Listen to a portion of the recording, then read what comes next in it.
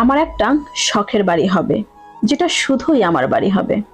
মানুষকে বলতে পারবো, হ্যাঁ, আমারও একটা বাড়ি আছে, শখের বাড়ি। আমার বাড়িটা অত বিলাসবহুল হবে না, খুব সাধারণ একটা বাড়ি হবে, যার নাম দিব আমার শখের বাড়ি। বাড়িটা নিজের মতো করে সাজাবো। বাড়িতে যা থাকবে সব আমার পছন্দ মতো। বাড়ির গেইটে লাগাবো বাগান বিলাস গাছ। বাড়ির সামনে এক পাশে লাগাবো গোলাপ, বেলি, হাসনাহেনা, রজনীগন্ধা আর হরেক রকমের ফুল।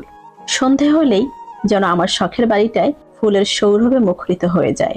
আমার শখের বাড়িটার পিছনে একটা পুকুর থাকবে, সেই পুকুরে থাকবে কিছু পদ্ম ফুল। পুকুরটাতে একটা ঘাটও বাঁধাই নেব। বৃষ্টির দিনে পুকুরে নেমে বৃষ্টি বিলাস করব।